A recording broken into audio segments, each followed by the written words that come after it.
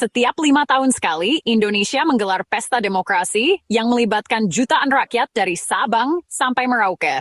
Pemilu menjadi momen penting di mana suara rakyat menentukan masa depan bangsa. Namun, tahukah Anda bahwa pemilu di Indonesia terbagi menjadi dua jenis utama? Ada pemilu nasional dan pemilu daerah, yang masing-masing memiliki peran dan dampak berbeda dalam kehidupan berbangsa dan bernegara.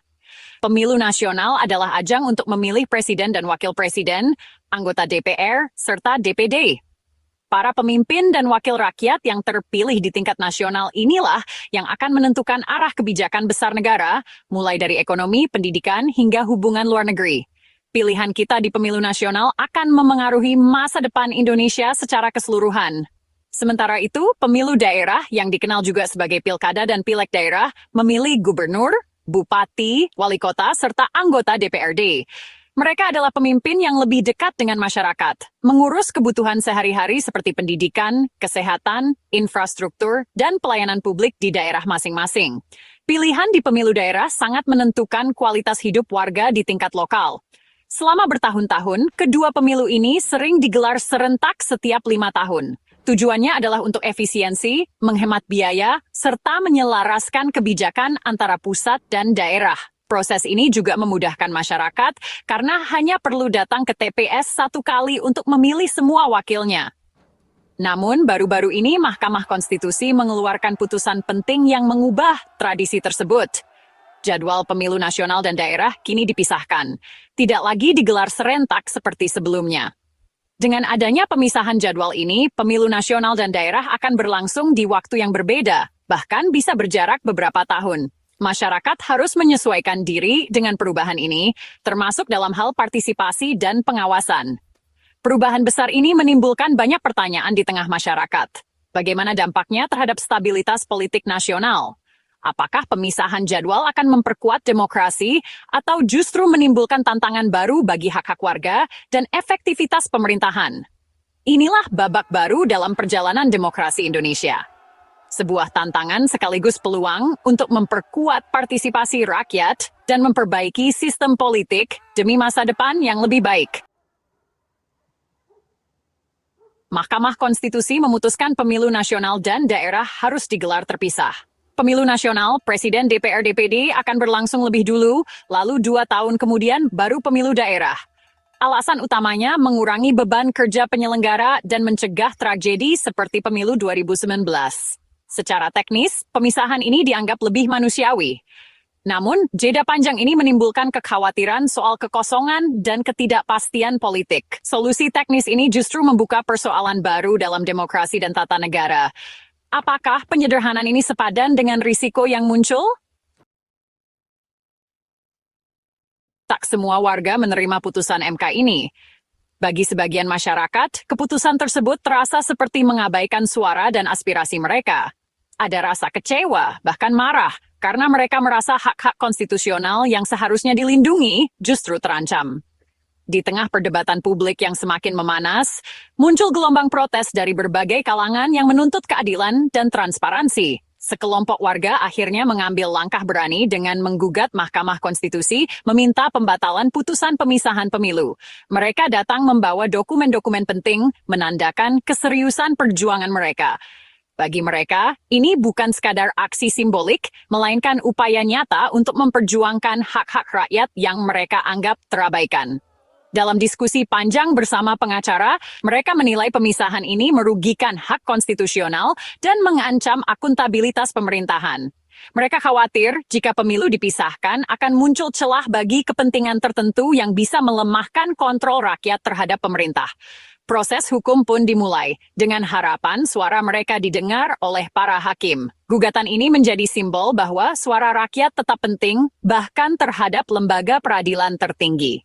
Mereka ingin menunjukkan bahwa demokrasi sejati hanya bisa terwujud jika rakyat berani bersuara dan menuntut keadilan, tanpa takut pada kekuasaan.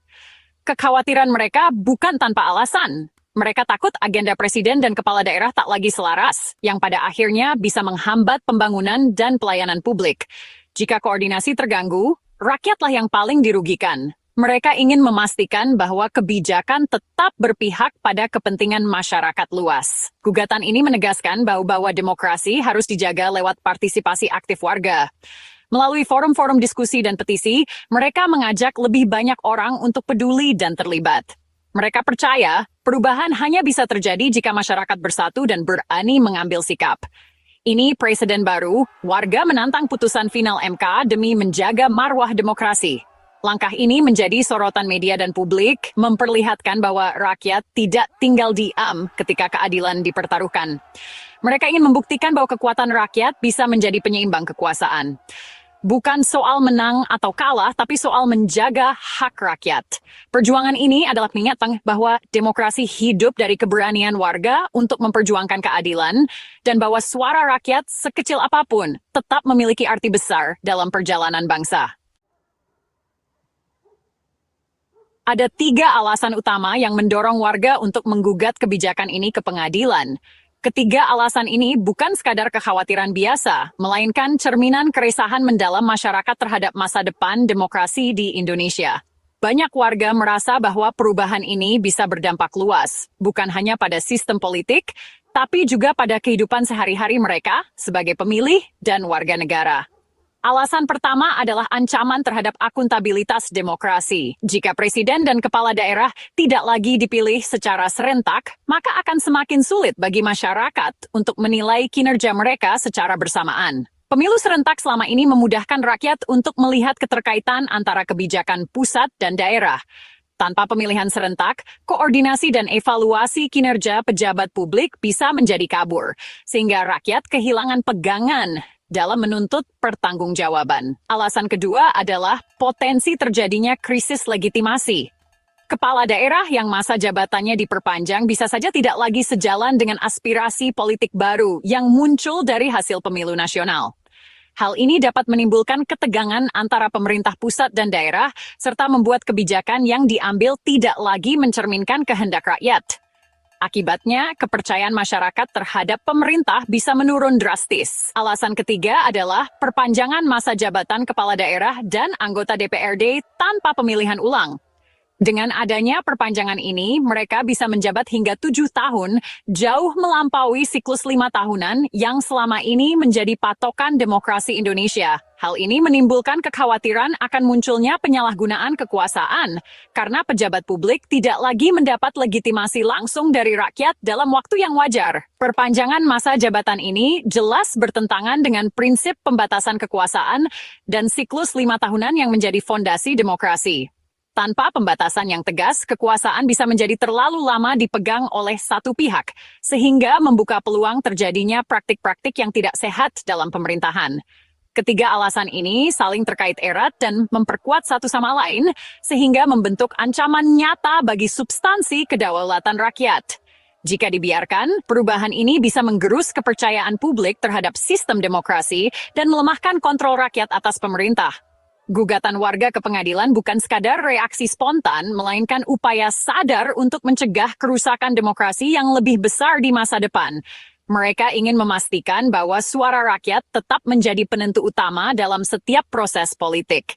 Persoalan ini bukan hanya soal jadwal pemilu, melainkan soal kesehatan demokrasi secara keseluruhan.